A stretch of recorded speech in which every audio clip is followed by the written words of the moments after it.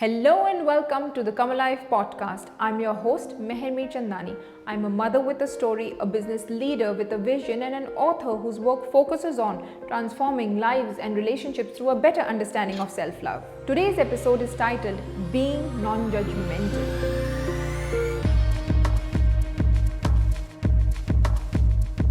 In this episode, you will learn what it means to be non-judgmental, ways to practice it, and the benefits it can bring to your life. By the end of this episode, you will be able to accept yourself and others more and have more compassion for yourself and people around you. While no one necessarily admits that they judge, evaluate, and label others, sometimes it happens so subconsciously that you don't even realize that you're doing it. Because judgments are ingrained so deeply in your subconscious, it can be hard to break the habit of immediately creating a label or generalization towards a person or situation. By being non-judgmental, we become more compassionate and accepting of ourselves and others. It relieves us from the stresses of everyday life and even from depression. When we judge, we have the tendency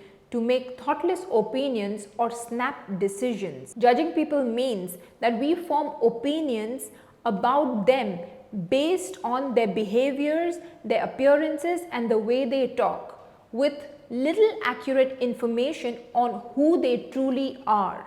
Being judgmental doesn't only cause us to make wrong assumptions or assessments, it can also negatively affect our mental well-being. Studies have proven that judgmental attitudes and judgment towards one's inner thoughts and feelings, is a major cause of depression and anxiety. If you lack compassion towards yourself and others, then you are being judgmental. If you feel anxiety, depression, and disturbed by your thoughts, then you are judging yourself and others. To shift your state of being to acceptance and ease, you have to drop the judgment that you hold for yourself and others. Practicing being non-judgmental will make you happier and peaceful. When I was not receiving the love I expected from my loved ones, I was heartbroken. And this heartbreak led me to judge myself, criticize myself, and blame myself for the pain I was living with.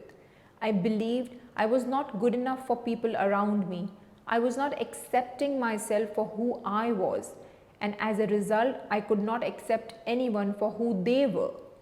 This caused my heart to close and I became a victim. I was judging the world as being wrong. When I started going inwards and meditating is when I started to understand how poorly I was judging myself. That's when I understood the importance of being non-judgmental. When I stopped judging myself, I could live like a victor, away from seeing myself and others as right and wrong. Being non-judgmental also taught me to view events and situations in life from an objective perspective.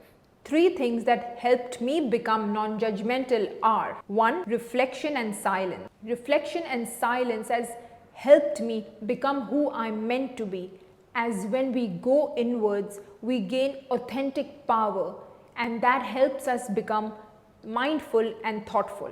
It brings more love into our being, and we are able to operate with love on all fronts of our life.